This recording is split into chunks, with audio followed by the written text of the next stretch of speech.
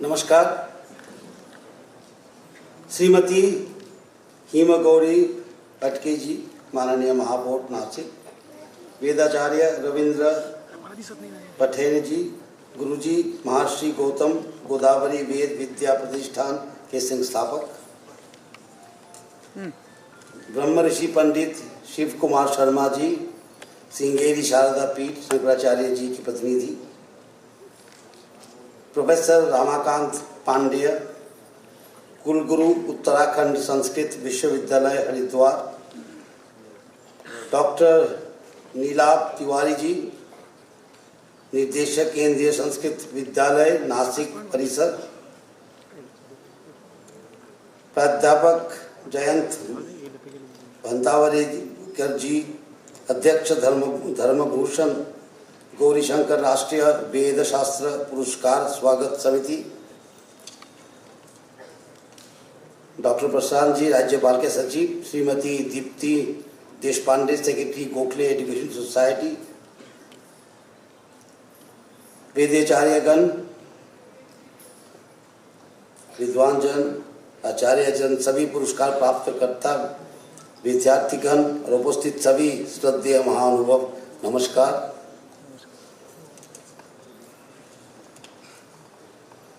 प्रभु श्री राम की चरण धूलि से पावन और महर्षि गौतम की तपोभूमि, ऐसी पुण्य भूमि नासिक में आज आप सभी के बीच उपस्थित होकर अत्यंत प्रसन्नता हो रही है। नासिक केवल एक तीर्थ क्षेत्र नहीं, यह भारत की आध्यात्मिक, सांस्कृतिक और ज्ञान परंपरा का महत्वपूर्ण केंद्र रहा है। पिछले ही पखवाड़े में मैं यहाँ आया था। हमने अगले वर्ष होने वाले सिंहस्थ कुंभ मेले की तैयारी भी समीक्षा की। आज हम चतुर्वेद सम्मेलन और राष्ट्रीय वेद शास्त्र पुरस्कार समारोह के लिए एकत्र हुए हैं। मुझे जानकर प्रसन्नता हुई कि पिछले 25 वर्षों से महर्षि गौतम गोदावरी वेद विद्या प्रतिष्ठान समर्पण के साथ वेद परंपरा के संरक्षण और संवर्धन का कार्य कर रहा है। यह कार्य अत्यंत प्रशंसनीय है। मैं प्रतिष्ठान के संस्थापक वेदाचार्य रविंद्र पैठने गुरुजी तथा उनके सहयोगी को इस कार्य के लिए बधाई देता हूँ। यह संस्था युवा पीढ़ी को अपनी जड़ों से जोड़ने का कार्य कर रही है। आज के तकनीकी युग यह कार्य अत्यंत महत्वपूर्ण है। हमें ऐसे युवा चाहिए जो आधुनिक हो लेकिन अपनी संस्कृति से जुड़े हुए हैं, जो विश्व के साथ कदम मिलाकर चले लेकिन अपनी पहचान पर गर्व भी करे। नासिक की इस पवित्र भूमि को एक और महत्वपूर्ण उपलब्धि प्राप्त हुई है। केंद्रीय संस्कृत विश्वविद्यालय का कैंपस यहाँ प्रारंभ हुआ है। यह नासिक के लिए ही नहीं बल्कि महाराष्ट्र के लिए भी गौरव की बात है।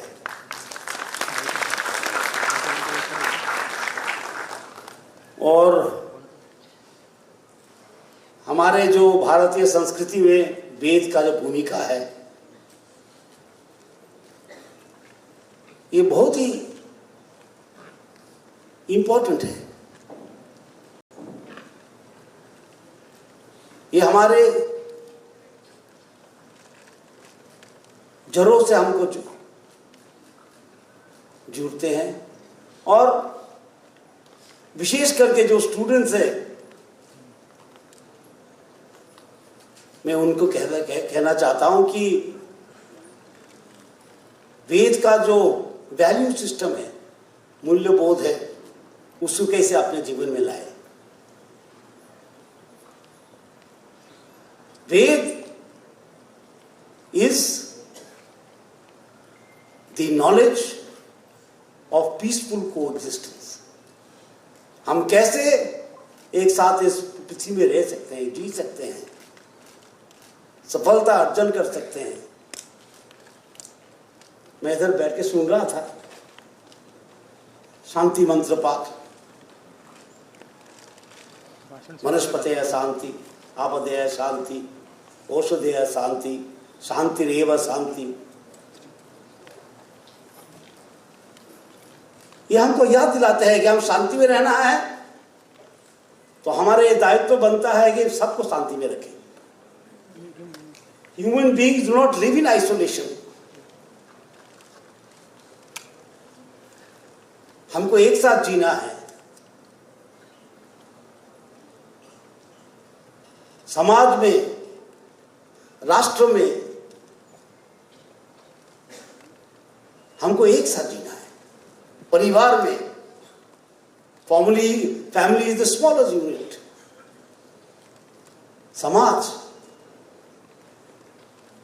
समाज असुखी हो तो हम सुखी नहीं हो सकते हैं।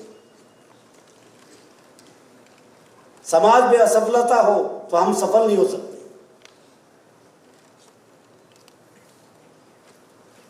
और इस शांति मंत्र में यही मंत्र है, आपदयः शांति, वनस्पतयः शांति, औषधयः शांति, और शांतिरेव शांति। शांति में भी शांति हो। Let the peace be permanent. शांतिरेव, शांति पे कैसे शांति होता है? इसका अर्थ है let the peace be sustainable.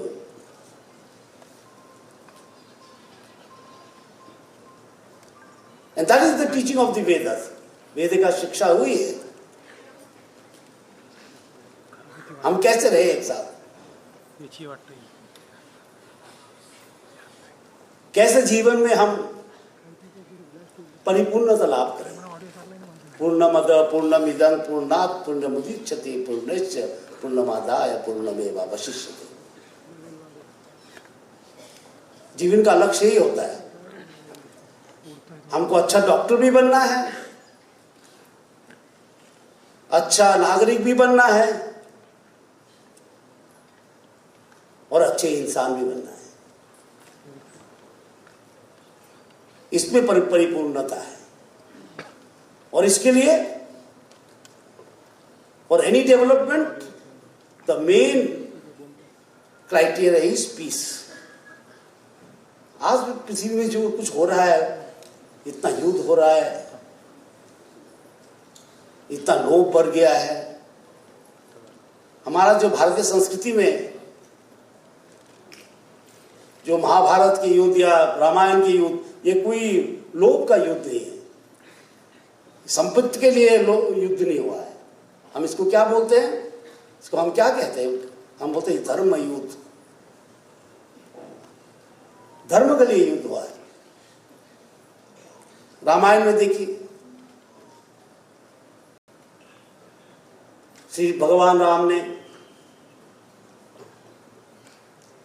विजय प्राप्त किया और अपने सेना के साथ, भैया लक्ष्मण के साथ लंका पहुंचे। लक्ष्मण ने लंका को देख के क्या बताया?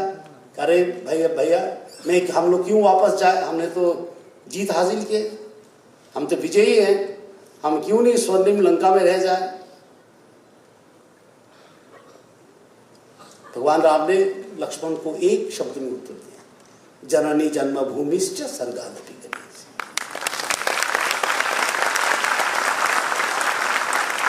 मैंने कहीं लंका को लेने के लिए मैंने युद्ध नहीं किया, मैं धर्म रक्षा के लिए तो युद्ध किया।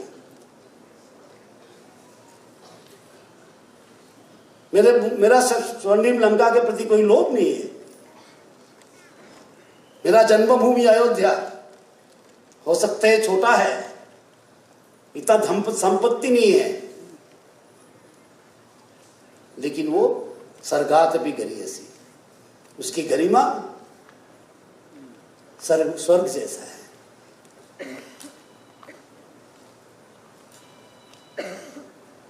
इस भाव से आज हमको चलना है इस भारतवर्ष में।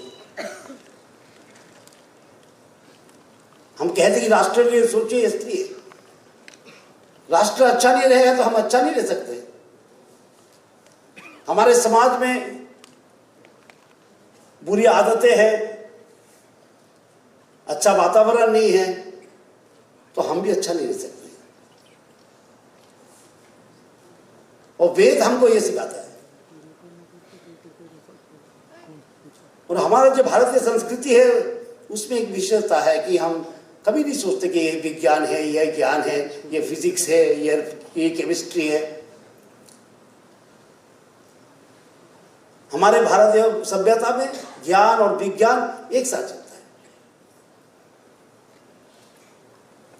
ज्ञान का ही एक पार्ट है विज्ञान, विशेष ज्ञान। विज्ञान इज अ पार्ट ऑफ ज्ञान, it is a part of knowledge. विज्ञान विशेष ज्ञान।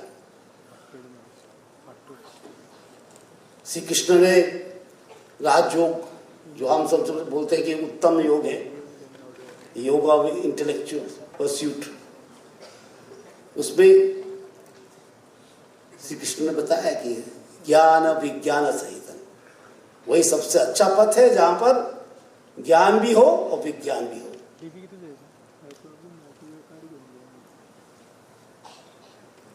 जो विज्ञान में ज्ञान नहीं है वो विज्ञान अपने रास्ता खो जाते हैं, कहां जाएंगे मालूम नहीं। It's a knowledge that is lost, has no road map. और जो ज्ञान में विज्ञान नहीं है, इसका प्रयोग में लाना बहुत कठिन होता है। तो ज्ञान विज्ञान सहित, that is the Indian knowledge system,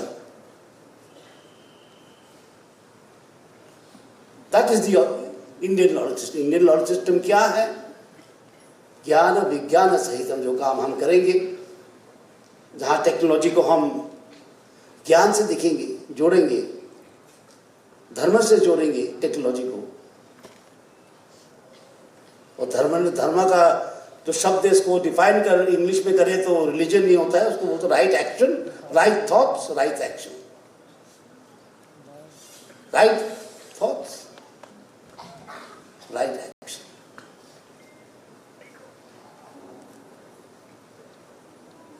और मैं वो आनंदित हूं आज मैं आ पाया। कुछ दिन पहले मैं आया था नासिक, और आपके सुंदर शहर में फिर आ गया, इतना सुंदर कार्यक्रम में, जहां पर स्टूडेंट्स है, वेद पढ़ने वाले हैं सब। मैं आते ही सुन लिया, वेद पाठ हो रहा है, उच्चारण हो रहा है, कंठस्थ है वेद सब की, बहुत सुंदर है। और जो अवार्ड रेसिपिएंट्स है, मेरा अभिनंदन है। और इतना सुंदर भजन भी मैंने सुना।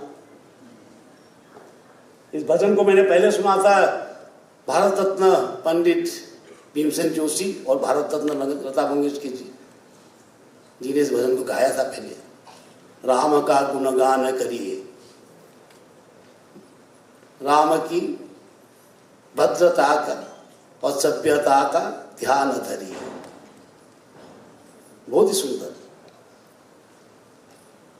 इतना सुंदर भजन मैंने सुना बहुत दिन बाद। आप सबको मेरा अभिनंदन। और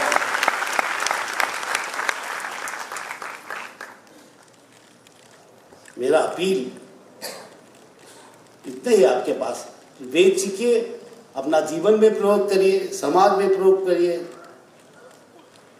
जो समाज अच्छा रहेंगे तो आप लोग अच्छा रहेंगे। राष्ट्र शक्तिशाली बनेगा तो आप शक्तिशाली बनेंगे। और हमारे प्रधानमंत्री हरदम बोलते हैं, हरदम कहते हैं हमारे प्रधानमंत्री, विकसित भारत का अर्थ यह है विकास और विरासत। विकास और विरासत। और वेद हमारे विकास के पथ भी है और विरासत भी है।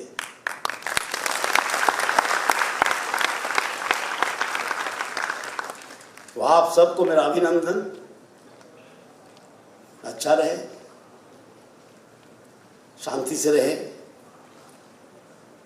और ऑर्गेनाइजर जो है इस कार्यक्रम के ऑर्गेनाइजर को मेरा अभिनंदन है। इतना सुंदर कार्यक्रम, बहुत ही सुंदर कार्यक्रम, इतनी सुंदर कार्यक्रम।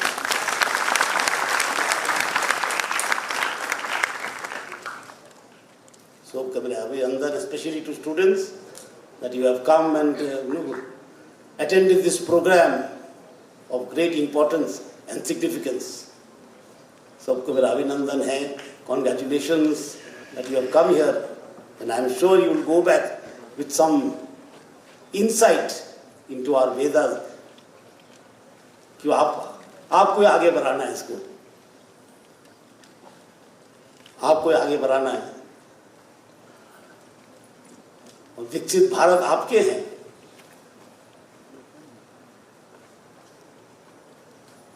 आपको लेके विकसित भारत बनेगा. और विकसित भारत में बताया कि विकास भी हो, विरासत भी हो. जहां विकास होते हैं, विरासत नहीं है, वो खोखला हो जाता है.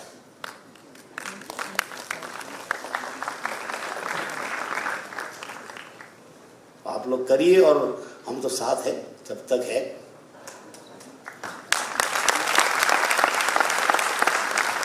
सबका बड़ा नमस्कार. जय हिंद, जय भारत.